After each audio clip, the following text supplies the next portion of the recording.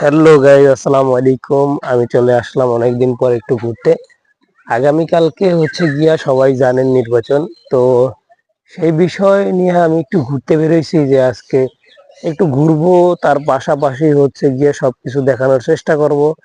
হ্যাঁ, আর দেখি বা কাউকে আমার সাথে হচ্ছে গিয়ে রাস্তায় মিলে কিনা, যে সেখান থেকে কাউকে জরিপ করা যায় কিনা বা কার কাছ থেকে পরামর্শ নেওয়া যায় কিনা।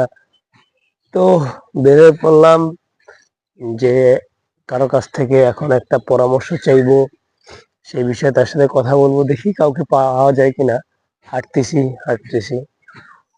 আচ্ছা, ওই যে দেখতেছি যে হচ্ছে গিয়া আমাদের সংগঠনের, সে হচ্ছে গিয়া যুব আন্দোলনের মামুন ভাই আছে। আপনারা দেখতে পারতেছেন মামুন ভাই।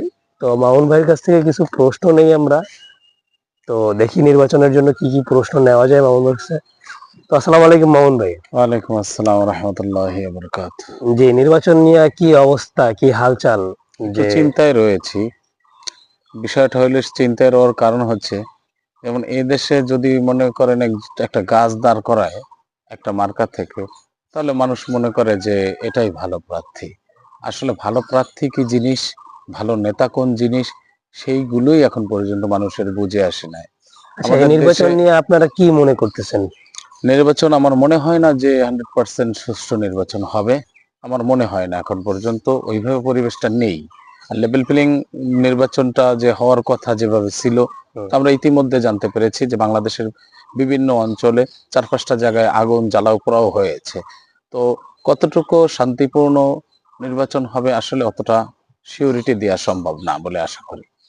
জি, আর আপনারা কি মনে করতেছেন যে আপনাদের প্রার্থী বা আপনাদের যে বিপরীত প্রার্থী আছে, এটা নিয়ে আপনারা কি মনে করতেছেন বরিশালে? না, আলহামদুলিল্লাহ, আমাদের যে প্রার্থী রয়েছেন আল্লামা মুফতি সৈয়দ মোহাম্মদ ফয়জুল করিম শেখ চরমনাই বরিশাল 5 আসন এবং 6 আসন নিয়ে আমরা আশাবাদী। দুইটা আসনেই আমরা অনেক এগিয়ে রয়েছি। একটা জোটার একটা জরিপ থাকে, সেই জরিপে আমরা ইতিমধ্যে দেখতে পাচ্ছি যে সাধারণ জনগণের বহুত সাড়া রয়েছে। তো সেক্ষেত্রে আশা করব আমরা ইনশাআল্লাহ 5-6 দুইটা আসন থেকে এখান থেকে নির্বাচিত হব। জি,